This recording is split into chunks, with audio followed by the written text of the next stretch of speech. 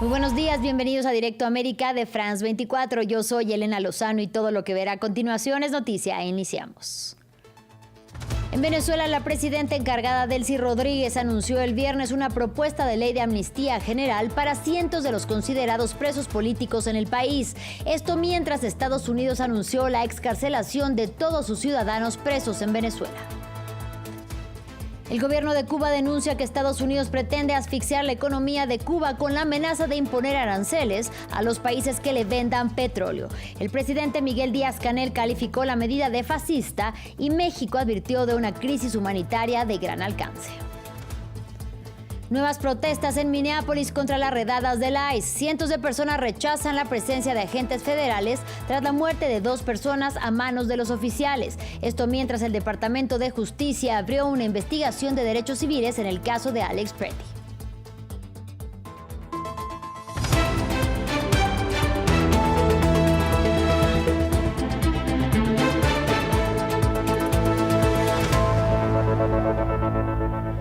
Iniciamos en Venezuela. La presidenta encargada Delcy Rodríguez, durante la inauguración del nuevo año judicial, anunció una propuesta de ley de amnistía general que cubra todo el periodo de violencia política desde 1999 hasta la fecha. Esto quiere decir que con dicha iniciativa se verían beneficiados los más de 700 presos por motivos políticos que aún permanecen en las cárceles venezolanas.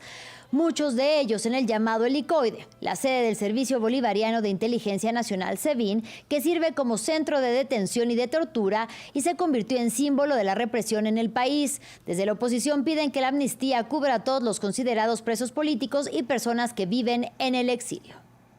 Quiero anunciar que hemos decidido impulsar una ley de amnistía general que cubra todo el periodo político de violencia política de 1999 al presente.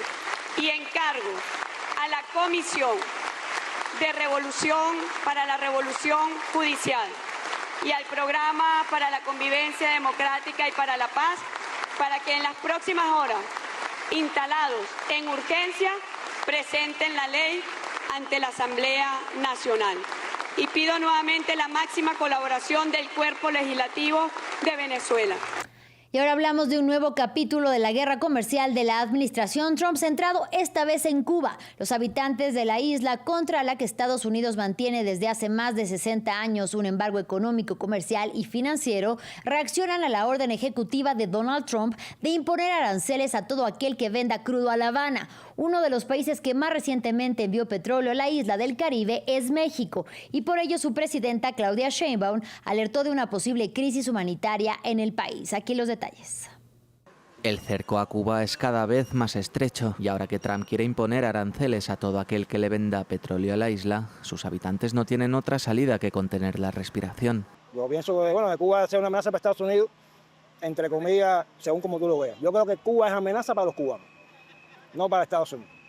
Para los mismos cubanos que dentro sigue el gobierno, es amenaza para los mismos cubanos. La medida que va a tomar Trump es un poco, creo que dura, porque al final el que va a afectar va a ser al pueblo, no al gobierno. Debe ser un poco más caliente la vida para el cubano, es lo que yo pienso.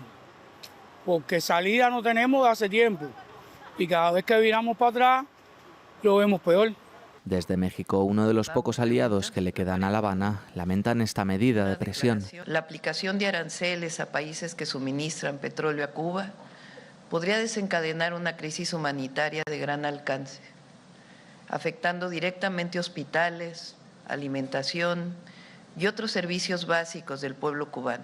La presidenta mexicana dijo que su gobierno estudia alternativas para ayudar al pueblo cubano, ahora que de facto es el principal proveedor de crudo para los cubanos. Un efecto dominó que comenzó con la captura de Nicolás Maduro y de la presión de Washington sobre Miraflores. Ahora que Venezuela se encuentra bajo la lupa de la Casa Blanca, La Habana perdió a su principal valedor. Y Trump, mediante la firma de una orden ejecutiva esta semana, dejó claro que todo aquel que mande petroleros a la isla recibirá la ya habitual reprimenda del despacho Oval. Ahora vamos a Minneapolis. Pese a las heladas temperaturas, los ciudadanos salieron nuevamente a las calles. Terrorismo doméstico y paren de atacar a mis vecinos son algunas de las frases escritas en carteles que miles de ciudadanos llevan en mano por las calles de la ciudad. Protestan contra las redadas migratorias del ICE y la muerte a tiros de 2 ciudadanos estadounidenses, Renee Good y Alex Pretty. Mientras tanto, el Departamento de Justicia anunció que abrió una investigación de derechos civiles en el caso de Pretty. Se trata de un cambio de tono de las autoridades que hasta hoy habían centrado las investigaciones en el uso excesivo de la fuerza por parte de los agentes anti-inmigración. El presidente Trump ha dicho repetidamente que, por supuesto, esto es algo que vamos a investigar. No significa que cada vez que haya un tiroteo relacionado con un agente federal sea algo que se trate en el ámbito de los derechos civiles. Depende de las circunstancias.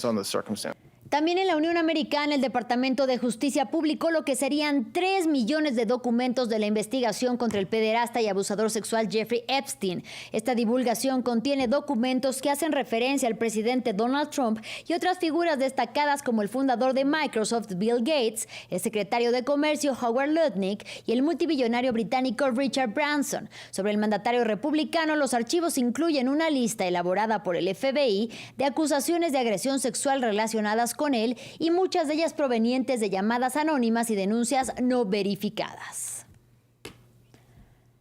En otros temas, el diario estadounidense The New York Times publicó este viernes que Estados Unidos y Argentina están en conversaciones para firmar un acuerdo por el que el país sudamericano aceptaría recibir a migrantes de terceros países deportados desde la Unión Americana. El medio da como fuentes a personas que están al tanto de las negociaciones y a registros del gobierno estadounidense a los que logró acceder. Y sin embargo, no existe confirmación oficial alguna de ninguno de los dos gobiernos. Nos cuenta más desde Buenos Aires nuestro corresponsal Natalio Cosoy. Según el New York Times, de concretarse el acuerdo, Argentina aceptaría recibir a personas que entraron a Estados Unidos sin papeles y fueron detenidas cerca de la frontera. El diario indica que la idea es que los deportados pasen por Argentina antes de seguir hacia sus países de origen. El acuerdo no sería el primero en su tipo. En 2025 Estados Unidos selló acuerdos con Ecuador y Paraguay para enviar solicitantes de asilo a esos países. Fue noticia el envío de deportados a El Salvador que terminaron presos allí. También Costa Rica recibió migrantes deportados de Estados Unidos. En France 24 intentamos sin éxito obtener una respuesta de la Cancillería argentina para confirmar que efectivamente se avanza en un acuerdo con Estados Unidos. Pero el presidente Javier Milei en su cuenta de X replicó un mensaje de un militante libertario muy cercano a él que decía: es falso que Argentina recibirá inmigrantes deportados del tercer mundo. En cualquier caso, la noticia llega en un contexto en el que el gobierno argentino incrementó su retórica anti-inmigración, algo que contrasta con la histórica apertura argentina a recibir ciudadanos de otros países.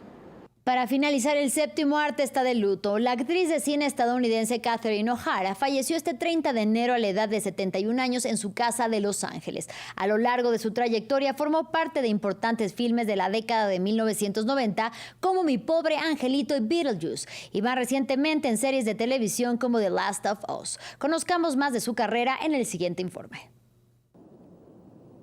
¡Kevin! Un grito que se apagó para siempre. Catherine O'Hara, la recordada mamá de Kevin en Mi pobre angelito o Delia Dietz en la obra de Tim Burton Beetlejuice, falleció tras luchar contra una enfermedad a la edad de 71 años. El director Tim Burton no ocultó su pesar. Fuiste una parte especial de mi vida y de mi vida después de la muerte. La información sobre su muerte fue dada a conocer por su agencia, pero sin mayores detalles. Catherine O'Hara nació en Toronto, Canadá, y fue allí donde realizó sus primeras interpretaciones para televisión. Su carrera en la gran pantalla comenzó en 1980, donde actuó en papeles secundarios, entre ellos el de Delia Dietz en Beetlejuice, pero fue el éxito de taquilla Home Alone, Mi pobre angelito para Latinoamérica, el que la inmortalizaría para siempre. El actor Macaulay Culkin, quien representó a su hijo en el film, lamentó su pérdida. Pensé que teníamos tiempo, quería más, quería sentarme a tu lado, te escuché pero tenía mucho más que decir, te quiero, nos vemos luego. Este abrazo entre los actores dado en 2023 será recordado por siempre, pero más por Kevin, cuya madre ahora velará por sus travesuras desde el cielo. Fin del informativo, gracias por su compañía y hasta la próxima.